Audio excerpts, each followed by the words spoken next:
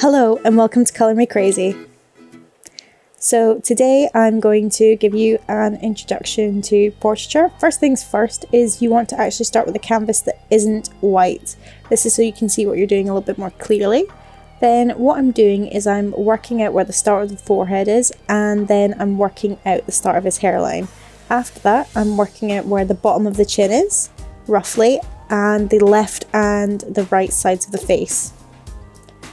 Once this is done, what I'm doing is I'm making a basic oval shape, but we do not want circle people in our drawings because people are not inherently round in the face. Lots of people have different facial structures, so what you want to do is use it as a guide, but then when you are ready to go into more detail, do pay close attention, observe carefully the structure of the face of the person that you're drawing.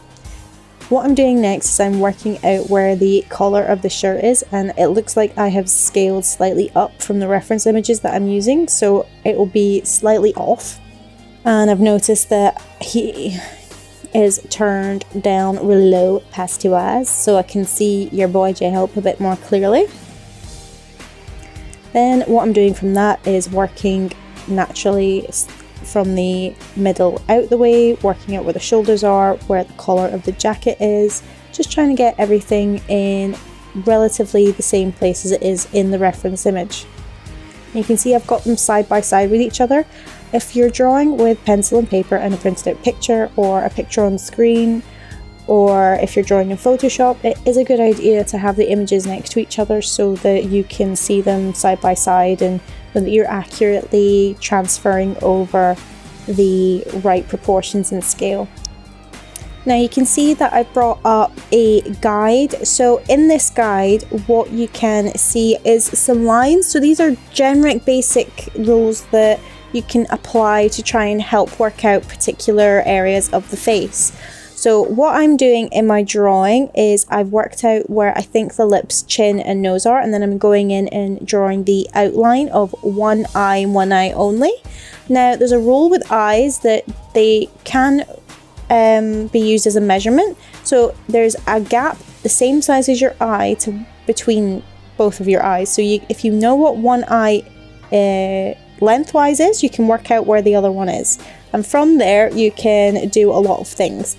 So I'm going above the eyes now and working out a general shape of his eyebrows.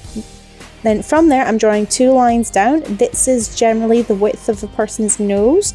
It might not always be accurate, but as a rule of thumb, you can generally use the corner of your eyes to work out where the width of the nose is. From there I'm drawing 2 lines down from the pupils, and they can be used to work out where the corners of the mouth are. So your mouth will not be any wider than the center of your pupils. From there I'm drawing the general shape of his lips. Now from this point I'm working out his cheeks based off the picture, so you can use these as a guide to shape your face once you've got the nose in. Then I'm looking a little bit more accurately at his jawline and trying to make it look a bit more like him and less like an egg. From there I am starting to work out the large shapes of his hair. So when you are drawing, you don't want to be drawing every individual strand of hair. What you want to do is you want to work out where the biggest shapes are, and once you know that, depending on what kind of drawing you're doing, then afterwards, once you've got all of the big shapes in, you would go in and work a little bit more into the hair, and then after it's all coloured in or done tonally in whatever way you're doing it, then you would look at doing individual strands. So as you can see, I have worked out some of the smaller shapes, but it's generally the big shapes that you want to work out. Where are the biggest curls? How large is the hair? Where is it going? And with hair, when you're drawing it, you need to pay attention to gravity and direction. Hair moves in very well-known ways, so to speak. It will follow the wind. Now, from here, what I'm doing is I'm zooming in, and I'm about to start working on my more detailed, slightly better sketch.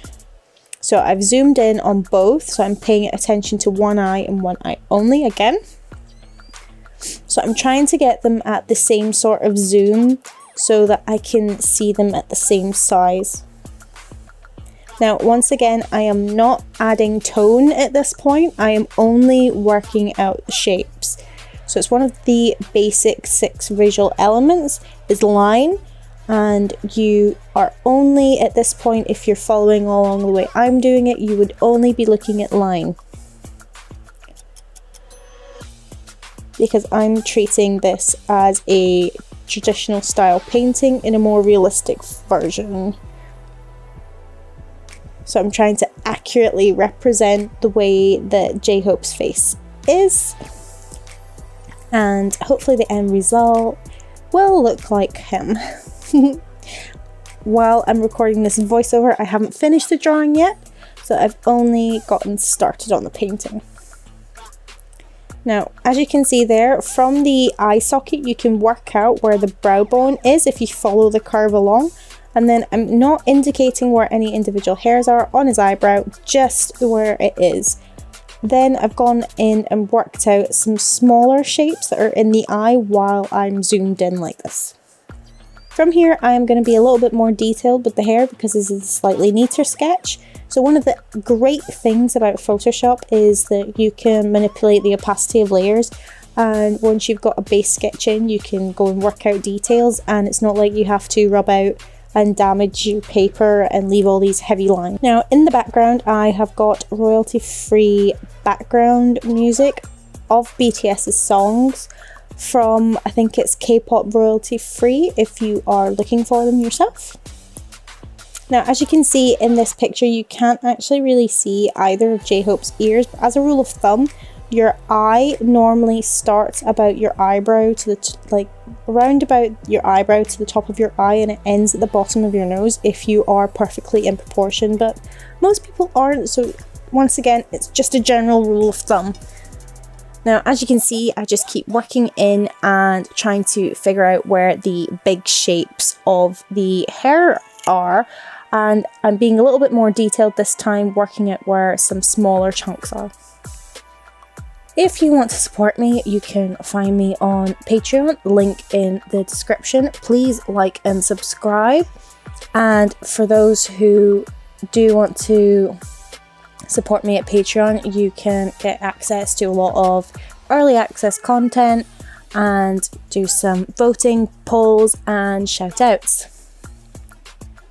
Now, this video has been recorded and I've tried minimally to speed it up so that it is pretty much real-time drawing. So it took me 19 minutes and 48 seconds to do the 2 rough sketches. So that is just under 10 minutes a sketch. So like 9 minutes a sketch for the rough and then the slightly less rough. So I've shortened this down to 15 minutes because I generally don't want my videos to be longer than that because I feel like your attention starts waning at that point and you just want to switch off and it's too much. So this will be a series, and after doing J-Hope, I plan on drawing more of the BTS boys in different ways and different styles so that you can get a good and thorough introduction to doing portraiture in Photoshop. The tablet that I'm using is just a wee cheap one. It was £18 from Amazon. It is the HUION graphic tablet model H420. You can get some really good stuff out of it. It is a little bit tricky to use because it's quite small, but it is a good deal. I would say that if you are going to get the model H420, use the pen that came with it. I have got another HUION tablet. I've got I think it's called 2150. It's a big drawing screen and the driver's conked out on me. So I have some £14 a pop pens each left over from that, and they don't really work very well with this newer, smaller HUION tablet. And I mean, seriously, this tablet is A5 sized, and the working space is even smaller than that because it's got a massive chunk actually dedicated to these 3 buttons. So it's got these 3 buttons on it that take up quite a bit of room, like I would say 2 and a bit centimeters of space on a tablet that is like A5 size. So you've got A6 and a bit for your working space.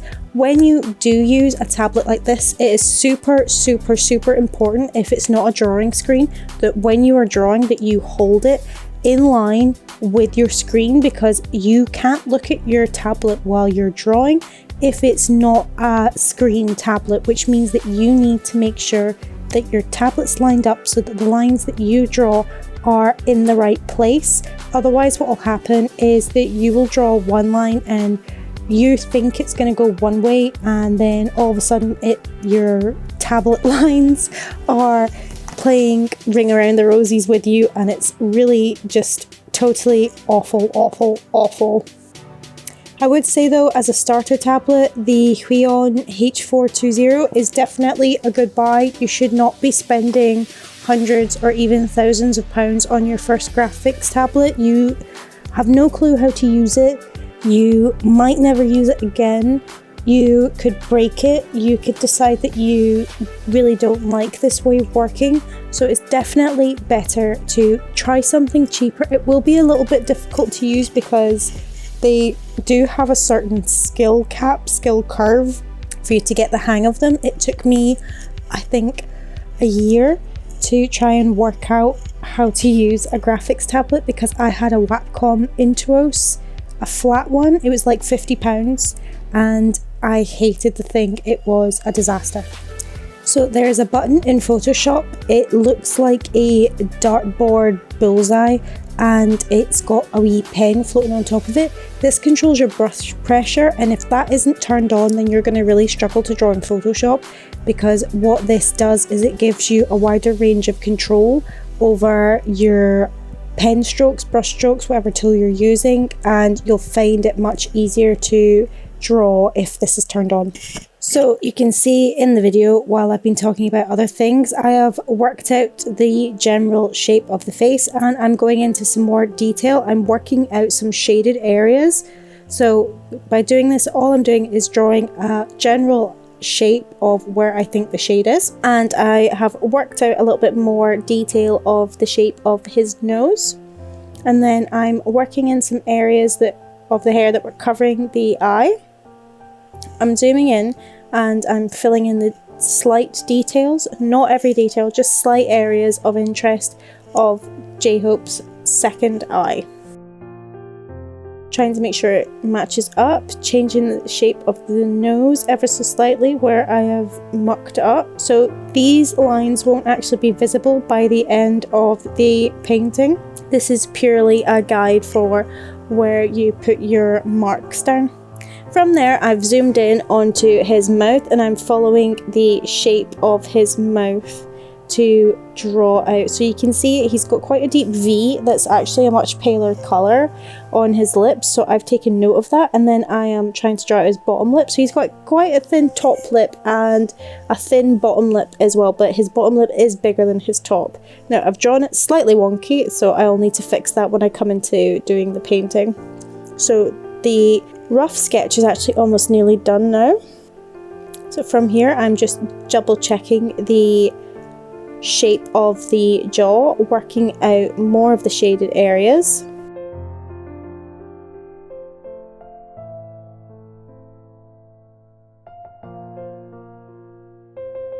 So I've not quite got the shaded area under the nose right at this point, so I'll need to go in and correct that. Trying to work out some areas on the forehead, so you can see there's quite a lot of shade and tone. Well, tone is the word for shade. In the reference image. Just trying to find out where the darker areas are. So you can see that he's got quite a highlighted nose in this particular picture. He's got some really bright spots on his lips, his nose, his cheeks. He has obviously been performing or under some bright lights because his forehead's a little bit sweaty. Poor boy, probably dancing the night away. So what you're trying to do is just make sure that you've got all these general areas. Gone in and added a little bit more extra detail into the hair because I thought it looked a little bit too high. And then I'm going to zoom out and I'm going to double check that it is all okay. So I've noticed that it is too high. Just trying to edit it a little bit. And then just double checking, going over some stuff, and I think that's it. So in my next video, what I plan on doing is showing you how to start your painting off by matte painting, and then I'm going to work in a bit of detail to the face, so like the first pass of the skin. Thank you for watching. This was Color Me Crazy. Bye!